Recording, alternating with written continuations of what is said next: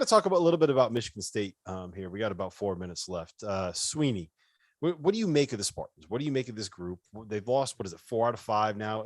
We thought for a while this was a team that had a chance to compete for a Big Ten title, and now here they are, and we're like, maybe if they don't turn this around, they could be in that 9-10 seed range when things all shake out.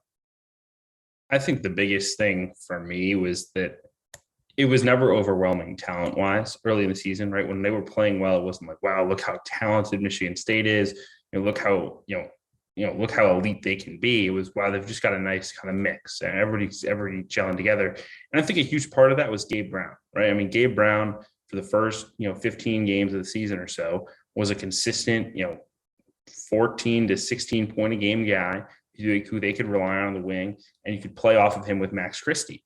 And Gabe Brown has really, really struggled. He was scoreless today.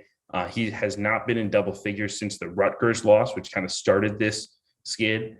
He was also scoreless against Indiana, which is a game that they actually won. I mean, Gabe Brown has been a shell of himself lately. And again, when you are not that talented, when you are, kind of winning on the margins, and all of a sudden your 15-point a game guy becomes a 5-point a game guy, it gets ugly. And I think, Gabe and Max Christie have to give them more. They have to give this team more offense because the point guard play isn't dynamic enough to carry this load. And so, they need more from their two wings if this team's going to get it back on track.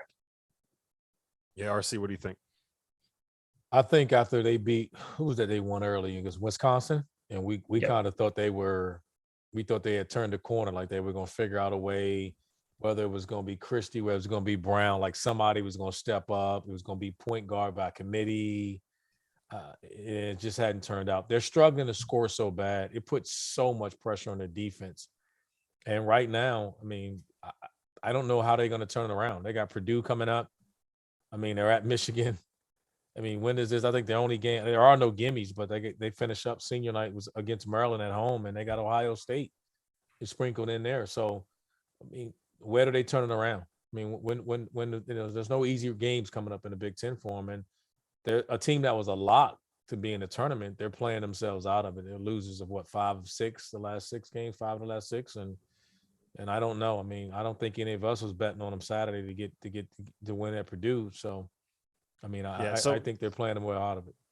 To your point, they've lost 5 of 6. The next 3 games they have on their schedule, they get Purdue at home, they are at Michigan, and they are at Ohio State. They could wake up on the last weekend of the regular season sitting at 18-12 overall with a 9-10 record in the conference, playing Maryland at home for a chance to try to get to 500 in the Big Ten. And I don't think any of us would have guessed that would have been the case.